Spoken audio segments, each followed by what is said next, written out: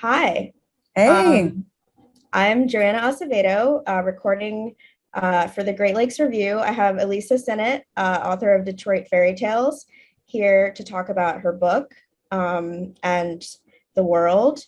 Hi, Lisa. hi, Joanna. Thanks for having me. I'm really excited to Yeah, be here and to talk about Detroit Fairy Tales with you. I'm super excited also. I even have the outfit. If you, it's not like apparent throughout the interview, but I am prepared to like Yeah, be on I'm brand. super prepared. Yeah. Yeah, so let's get started. My Okay. first question is about the title of the book, Detroit Fairy Tales, a speculative memoir. So I Okay. just wanted to ask you if you want to talk about what a speculative memoir is.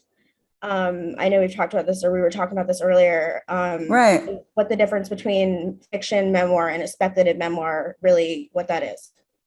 Yeah. Well, for me, when I'm talking about something, I often like think of a title of a book that helps me grab onto the idea. And when I think about fiction, I think back to what most people read in high school, like the so-called classics, like The Most Dangerous Game, Romeo and Juliet, things that are just like recognizably created to be completely about different worlds and no one that we know, and it's like a very black and white sort of genre. And then memoir, I'm thinking about Ariel Gore, who wrote The End of Eve, which is a very like personal tale about her helping her mother, which, in her last illness, and so it was like very like factual. And then speculative memoir, I think that it draws from magic realism, but it can't really be magic realism because that would be co-opting like a tradition that like is not mine to take. But those fantastical elements of fantasy, like a baby that is completely conscious, writing about other people through their perspective, even though I have no firsthand knowledge of it. So I think more accurately, maybe the book could be called a novel in stories, but some of them are just so visceral and real for me that they're actually flashes of memoir in there. Yeah, yeah, definitely. Moving on from that, and thinking about the writing from perspectives that are not your own, can you talk about what the process was in like researching your own family and writing from perspectives that were not your own, what the process of writing this book was for you? Oh yeah. So I wrote it literally in a series of writing workshops over a period of like 10 to 15 years. And so I was responding to prompts, and then I noticed I was like returning to the same themes. And one of them is like having like trauma in your ancestral line that like kind of goes all the way down, and it never goes away until a person deals with it. So in my own family, my father had a close friend that was murdered. And he found her body, and nobody would talk about it. And in fact, the Detroit police botched the response. And this was back like in the mid 1900s. And I went to the University of Michigan library, and I just went and read all the newspapers from that time. And I started finding out more about that event. And so I wrote it um, third person omniscient, like through my father's eyes. And I passed it by a couple of my aunts and like, well, it didn't happen that way because we don't talk about it, but we understand why you would write it this way. Yeah, yeah, and you use some of the newspaper clippings in that section. Yeah, that's correct. Yeah, I found those. And I also found some of the Wayne State Library. And also my aunt turned out to be later after the book was published. She has like a lot of things in there. That's really So, interesting. yeah. Yeah, pivoting a little bit, I think this is more prevalent in the beginning part of the book, but Mhm. do you want to talk a little bit about the intersection of race and class as how it impacts your story? Yeah, I think I grew up in sort of like this bubble where it was right on the cusp of white flight from Detroit.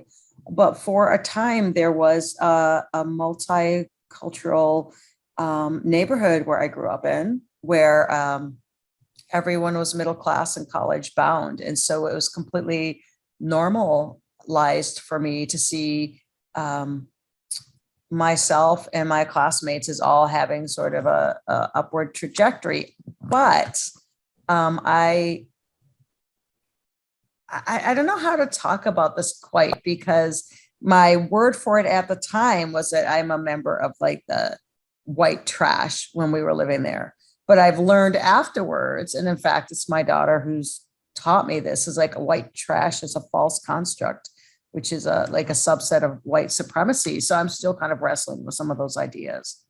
Yeah, definitely. One of the moments that I thought was so impactful in the moment that like really struck me in your book was the moment when you and your friend, I think it's Lainey, are Right. walking to the like you're walking somewhere and Joaquin, the Mexican guy, picks you guys up and then he gets arrested for like having white girls in his car.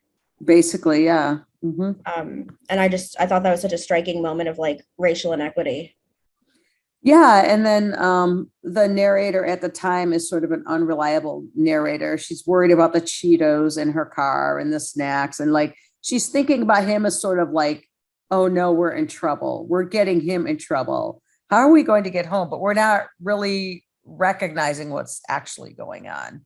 And I think that's really what happens with people. Like we're in the midst of these situations, and unless we've been taught what's going on as far as people being targeted because they're brown, because they're Mexican, because they're black.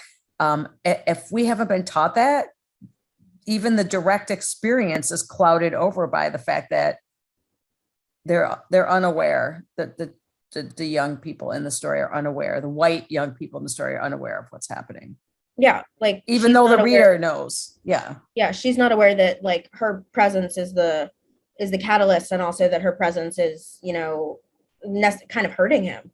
that's correct. Yeah. Yeah, I thought the way that it was handled was really skillful. Oh, thank you. Yeah, I wish I had more stories like that, and I think maybe I will be able to include more things head on like that. Yeah, definitely. And speaking on that as well, I think that you handle Detroit so beautifully in your book, and I think the book is kind of like a love letter to Detroit in a way. Like you talk about Yeah. how much you love Detroit, even though it's got its like its darkness and its flaws, and it Mhm. even kind of eats some of your sisters up at times.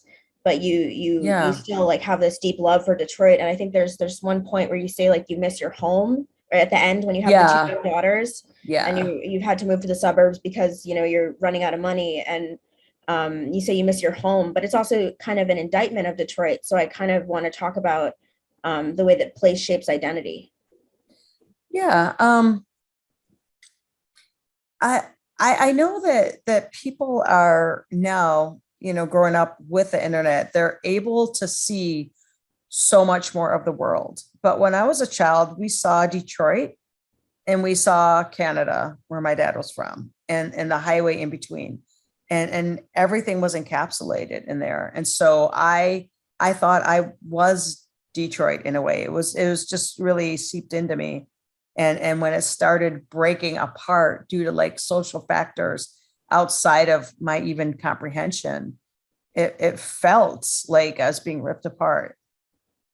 Yeah, like there's that whole section in Flux where you think you're going to go to the army and you think you're going to go to South America, and there's like this whole kind of fluxy section, and then Yeah, like I'm trying to get away and be independent, but I don't even know that what that would be. It's yeah, just somewhere else, but there's no notion of like where that could be. where that could be. And I would have to attach myself to someone like the section of Central America. Like I had some neighbors that are Central American. And so therefore I'm going to go with them to Central America. I have no plan for my own life, just that they're going there. So I should go with them. And then like the army, it's like, well, I don't know how to pay for college. So we'll let someone outside of myself pay for college and I'll just join up with them, you know. And so I think that learned passivity, there's probably a lot of factors contributing to it. Yeah, I think there's a lot of passivity in the first, like 100 pages, a lot of like kind of the feeling that you're sort of just bobbing along. Yeah. And I'm trying to think like, well, maybe it's female, maybe it's being a younger person, maybe it's just being kind of in a fog about like what's going on, or maybe it's a sort of a defense mechanism because our neighborhood, even like when we moved in, when I was like a little child, was already being ripped apart by like deliberate redlining and like forces. There's this book called The Color of Law, and it talks all about how they like destabilize cities and things like that. And Yeah. and I know that there's something about profit in there and something about race in there, but like as a person who's just like bobbing along, I mean, I think as I found my own voice, that I was able to like give voice to that like sort of helpless person, but then also now starting to name it more, like where she starts to come of age and she's speaking on the racial disparity. And I think, she's aware of it, but she hasn't fully come to terms with it. Yeah. I think I think having children for your character and yourself was like such a like important grounding moment. Yeah. Yeah, because you're trying to create something and you start comparing it to what was done by your parents. And of course, my parents did not have as much stability as I did. They really tried to give us some stability there. Yeah. Yeah. But yeah, but I think there was that ribbon running through of like, I don't know what it is, trauma, poverty, race, class, whatever it was, that it was like kind of pulling us down. And it's really like unfortunate because in the real life, my mom's monthly income when she died was $600 a month. Wow. And my dad's income when he died was $1,500 a month.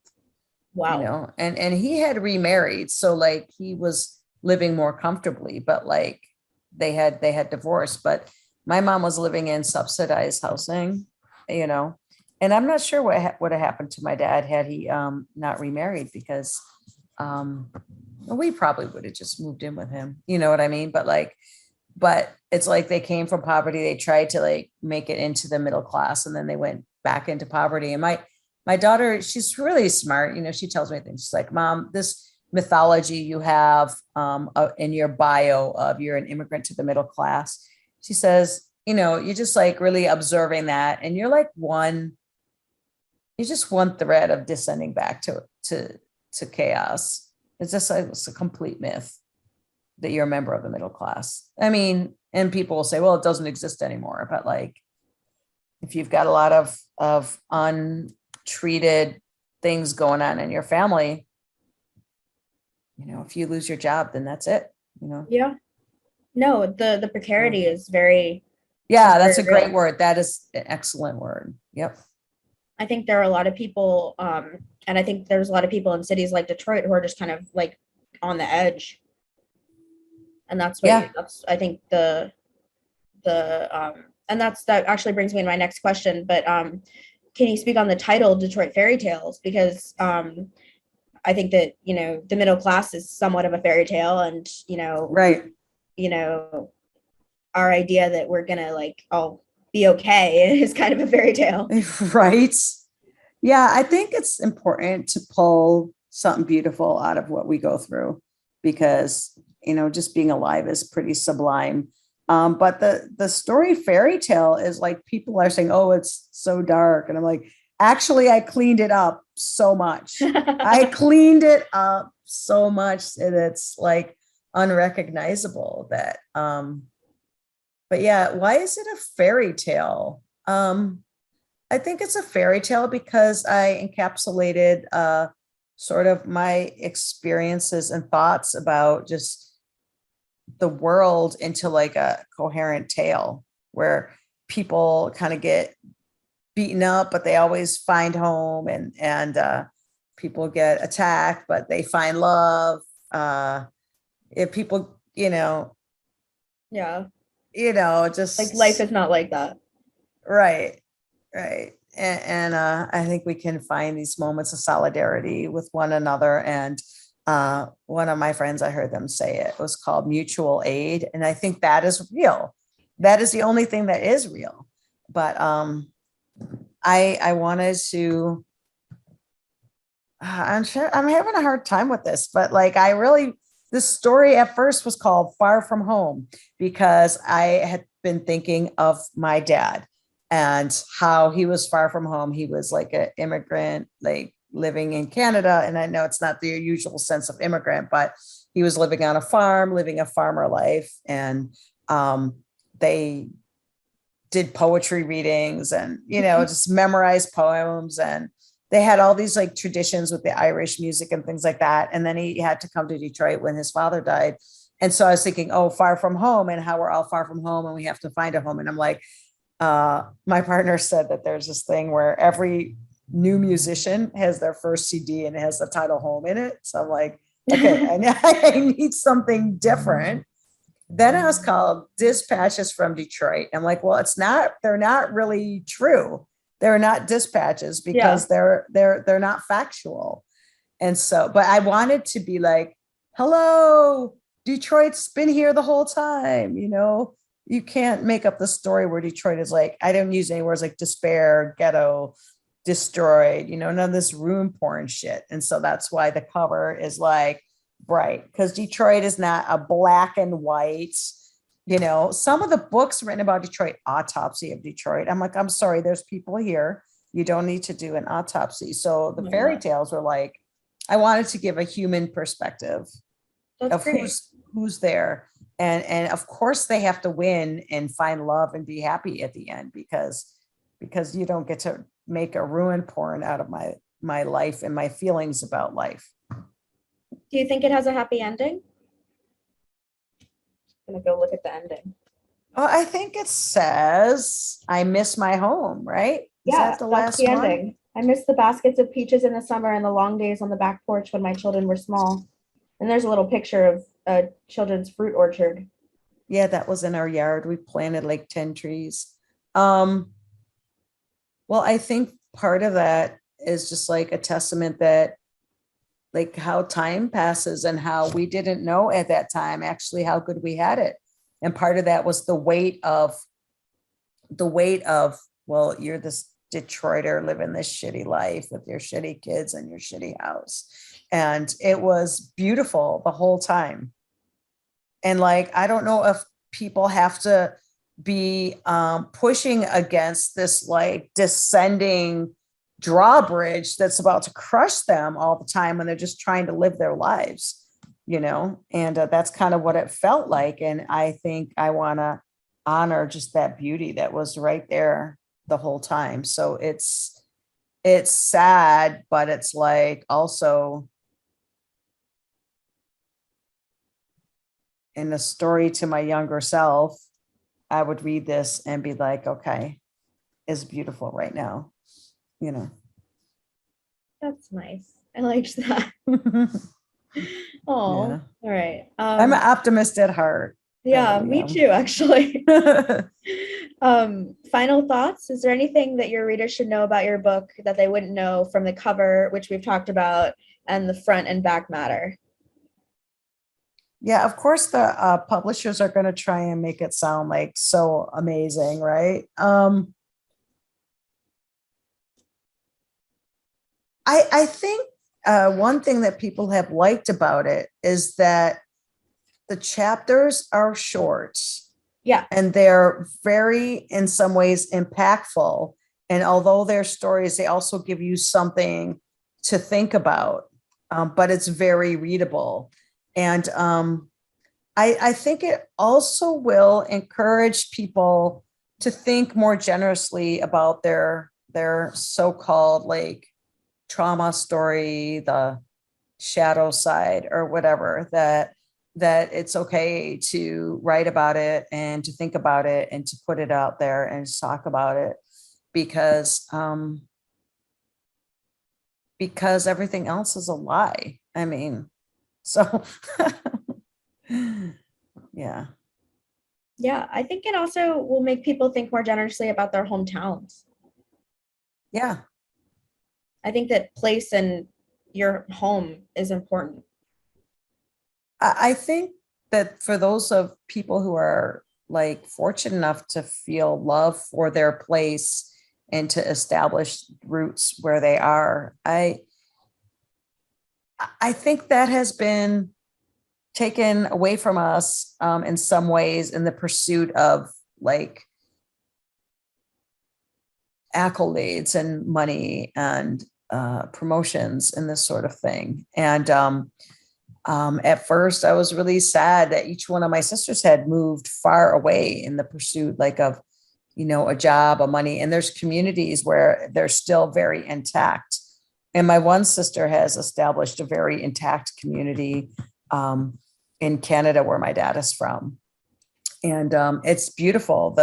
There you go up there and you see people who knew your, father. That generation's dying out, but there's something really special about putting down roots. And if I can't put down roots physically, because I haven't been as successful as that, then, by meeting people who are into the same things and to have like the similar spirit, like when I met you, when some of my writer friends, that our lives spread out, we can find our people who feel like we can have a heart relationship with them, something more authentic. Yeah. So I think that's a good note to end on. Thank you. Thank you so much, Elisa. This was really great. I really appreciate you taking the time. And I appreciate your really insightful questions. All right. Thank you so much. Thanks. Thank you.